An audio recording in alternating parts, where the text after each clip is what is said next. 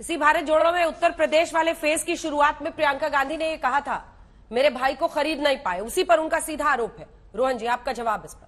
एक चीज बताएं, कोई खरीदने के लायक वस्तु तब तो राहुल गांधी को खरीदा जाए। नए साल में लायबिलिटी को कोई किसी थोड़े को सुधार न किए तो मुझे नहीं लगता है, क्योंकि इनको लॉन्ग टर्म ट्रीटमेंट की जरूरत है, क्योंकि इनके मानसिकता पे जो असर हुआ है बहुत ज्यादा है। मैं उसमें नहीं पढ़ना चाहूंगा, खैर उनकी चॉइस है, वो आप भी वही रोहन जी वहीं पे जा रहे हैं। मैं बीच में नहीं बोला था, मैं बीच में नहीं बोला था, ये मानसिक संतुलन बिगड़ा हुआ नहीं बोला था, मैं बीच में नहीं बोला था, राहुल गांधी इनसे बड़े वाले हैं। जब आप इस तरह की टिप्पणी को यहाँ पे स्वीकार करती है तो हम बिल्कुल जवाब देंगे।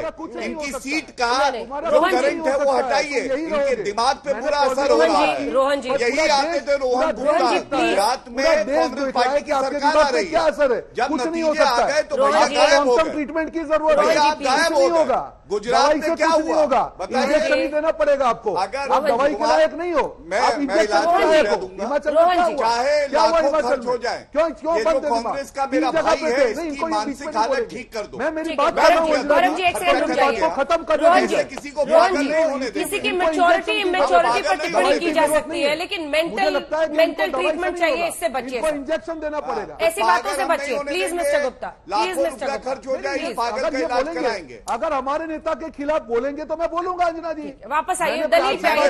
उदाहरण दिया, बोलेंगे तो मैं बोलूंगा, और इनको दवाई की जरूरत है, इनको इंजेक्शन की जरूरत है, इनको दवाई से काम नहीं होगा, इनको इंजेक्शन देना पड़ेगा, और इंजेक्शन दूंगा मैं, कांग्रेस पार्टी को। हाँ मैं आ रहा हूँ, मैं यहाँ पे, अरे पूरा ही होगा। देखिए अंजना जी, इनका अहंकार खराब हो गए हैं। ये जो 3 चुनाव हुए, covid virus Gaurav ji please, Gaurav ji, Himachal का और एमसीडी का इलेक्शन हुआ, 3 चुनाव हुए, जब आप 3 चुनाव हुए, तीनों में से बीजेपी, और आज एक पे आ गए। ये बॉकलेट देखिए, पूरा देश देख रहा है, कोई दवाई का असर नहीं होगा, इनको इंजेक्शन देना पड़ेगा। सरकार बना रहे थे, वो भी देंगे भाई साहब, इंजेक्शन वही देंगे। हिमाचल में राहुल गांधी को, महाराष्ट्र का मुंडन याद है, मुंडन याद है, मुंडन महाराष्ट्र का बता रहे थे जब 10 साल आपकी वादा खिलाफी का सबूत है। ठीक है रोहन जी, मुंडन याद है क्या? रोहन जी, एक बार सबकी आवाज नीचे कीजिए एक साथ। एक बार फिर से आप सभी को याद दिला दूं कि हल्ला बोल का ये नियम है कि हम लोग एक बार में एक ही व्यक्ति की आवाज ऊपर रखते हैं। दोनों अगर एक साथ बोलेंगे तो दोनों की आवाज सुन पाना हमारे दर्शकों के लिए मुमकिन नहीं है, और हम उनके समय को बहुत बहुमूल्य मानते हैं। इसीलिए आप दोनों की आवाज नीची करके हम कह रहे हैं कि प्लीज एक दूसरे पर पर्सनल टिप्पणी से बचिए, ताकि दर्शकों का वक्त बर्बाद नहीं हो। किसी को इंटरेस्ट नहीं है जब आप लोग एक दूसरे पर गाली गलौज करते हैं। तो वापस टॉपिक पर आते हैं, स्पेसिफिक सवाल पर आते हैं। रोहन जी, दोनों की आपत्ति जो थी हमने दर्ज कर ली है, प्लीज आप लोगों से रिक्वेस्ट है, मत टिप्पणी कीजिए एक दूसरे पर मत टिप्पणी कीजिए। रोहन जी, 2 सवाल। एक तो मेरे भाई को कोई खरीद नहीं पाया, उन्होंने 3-4 ऐसे मुद्दे गौरव जी ने एक के बाद एक गिना दिए, जिसकी वजह से सवाल भ्रष्टाचार के मुद्दे पर सीधे गांधी परिवार तक पहुंच गया। और दूसरा, मोहब्बत की दुकान है, वो मोहब्बत की दुकान में कोई दूसरा विपक्ष का नेता क्यों नहीं जा रहा?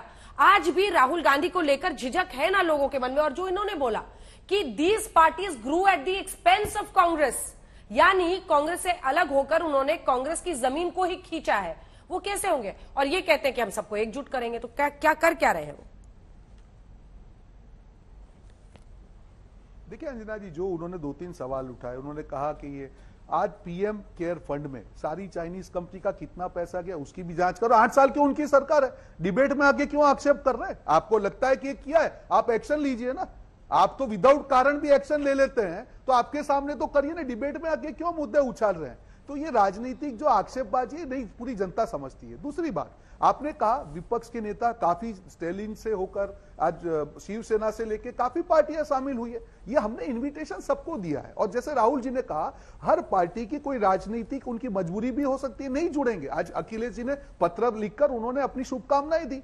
तो मुद्दा यहां पे ये नहीं है कि किसी के लिए कंपल्सन है कि इस यात्रा में जुड़े। मुद्दा है हमने इनविटेशन दिया, मुद्दा है कि हमने हमारे जो विचारधारा है, जो देश को विचारधारा है, मुझे लगता है कि भाजपा को या गौरव भाटिया को भी उससे एतराज होना चाहिए। ये सबको जोड़ने की बात है। मुद्दा यहां पे कि जब नफरत के सामने हम लोग सबको मिलकर जोड़ने की बात कर रहे हैं, तो विडंबना क्या है? सबको साथ में लेके चलिए। और आपने कहा, ये अभी उछल उछल के बोल रहे थे गुजरात का, मैं आपको कहूं महाराष्ट्र में तो उनका ही ओवर कॉन्फिडेंस था। मुंडन, आज भी मुंडन क्रिया इनकी हुई नहीं है, उनके बाल दिख रहे हैं सबके सामने। दूसरी बात, इस चुनाव में 3 चुनाव हुए, गुजरात का चुनाव हुआ, हिमाचल का हुआ, एमसीडी का हुआ, तीनों 3 जगह भाजपा थी। आज 3 में से 1 जगह हो गई, फिर भी ओवर कॉन्फिडेंस में उछल रहे हैं। आपको मुबारक, जनता आपको धीरे धीरे रिड्यूस कर रही है, आपको समझ में आ रही है तो ठीक है। राहुल गांधी जी आपको भी मौका दे रहे हैं, नफरत की दुकान बंद कीजिए, नहीं तो आपकी दुकान बंद हो जाएगी। हम तो प्यार का पैगाम लेके आगे बढ़ रहे हैं, आपको करना है तो ठीक है, नहीं तो नहीं करना है, आपकी मजबूरी है। मुद्दा यहाँ पे अंजना जी, जिस प्रकार से मैं आपको छोटी सी संक्षिप्त में मेरी अंजना जी तुरंत आ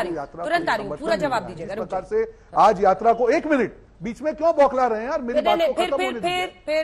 भारत जोड़ो यात्रा आगे बढ़ रही है, किसी के खिलाफ नहीं है, ये यात्रा किसी के खिलाफ नहीं है। हम सबको साथ में लेके चलने जा रहे हैं। जो भी प्रेम की बात करेगा, आज किसी उनके ही रिलेटेड व्यक्ति ने टिप्पणी कर दी, पॉजिटिव नेगेटिव उनकी बात है, आज ये लोग बौखला गए। किस प्रकार की राजनीति है? अरे जिसको आना हो आए यात्रा में, आप भी आइए ना। इसका मतलब ये नहीं कि अगर आपकी विचारधारा मुझसे नहीं मिलती है तो आप यात्रा में नहीं जा सकते। उद्देश्य सबका एक होना चाहिए। और यहाँ पे कितनी भी गंदी बात करो गौरव भाटिया, पूरे देश की जनता और पूरे राष्ट्र की जनता जानती है कि नफरत की राजनीति नहीं चलेगी। धीरे धीरे परत साफ हो रही है, आप पे सीट भी जाएगी, ऐसी उम्मीद रखता हूं। ठीक है गौरव जी, चूंकि आप पर सीधा उन्होंने किया, आप जवाब दे दीजिए, उसके बाद रागी जी आपकी बारी होगी फौरन।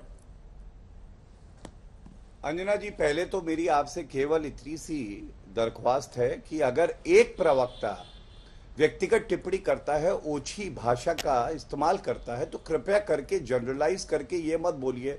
दोनों प्रवक्ताओं से मेरी ये निवेदन है, जिस प्रवक्ता ने व्यक्तिगत टिप्पणी करी है उस पर बात करिए, दूसरे प्रवक्ता को शुरुआत की है। सर आप भी उनके नेता पर पर्सनल टिप्पणी ही कर रहे हैं। देखिए आप बीच में फिर बोल रहे हैं। ठीक है प्लीज रोहन जी मैं बात कर रही हूँ। आपने शुरुआत की है, मिस्टर शुरुआत की है। Mister Gupta please. अंजना जी आप उनको बोलिए ना, मिस्टर गुप्ता, शुरुआत उन्होंने की है। देखा आपने अंजना जी? मिस्टर गुप्ता आप थोड़ी डिक्टेट करेंगे, मैं क्या बोलूंगी। देखिए इनकी। गौरव जी, आप उनके नेता पर पर्सनल टिप्पणी ही कर रहे थे ना, वहीं से बात शुरू हुई। आप पे भरोसा है हमको, वहीं पे शुरू हुई बात।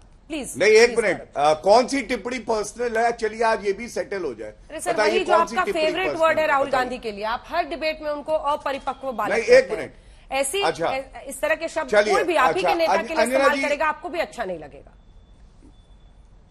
नहीं, चौकीदार चोर है क्या था बताइए? माफी मांगी है राहुल गांधी ने? 1 मिनट बताइए। है खून की दलाली, माफी मांगी? बिच्छू बुलाया इनकी पार्टी ने, चाय वाला कभी चोर नहीं होगा, नीच, माफी मांगी है?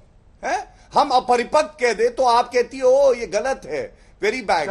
और वो खुद भी बुलाए देश के प्रधानमंत्री को, वो ठीक है। याद है आपसे बात नहीं हो रही अंजना जी, आप बात करिए। बात कर रहे हैं आप प्लीज, आप अपनी प्रतिष्ठा को डाउन मत कीजिए। रोहन जी देखिए, आप जब बोल रहे थे तो हमने बीच में आपको बोलने दिया पूरा। एक सेकंड रोहन जी, आपको पूरा बोलने दिया हमने, फिर वो रुके और अपनी बारी में बोल रहे हैं। अब उनको बोलने दीजिए, वापस इश्यू पर आते हैं गौरव जी प्लीज।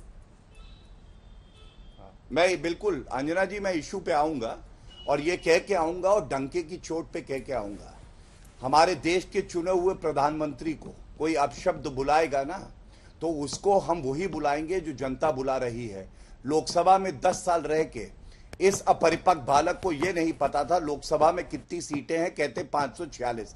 खैर अब मुद्दे पे आता हूं जो आज की यही मानसिकता है क्या आपके मुंह पे ही दिख रहा है अपरिपक्वता, अपरिपक्वता आपके मुंह पे। ठीक है, वापस अब वो टॉपिक पे आ रहे, टॉपिक पे बात कीजिए। अच्छा, बाल क्यों नहीं कटवाए बताइए महाराष्ट्र में?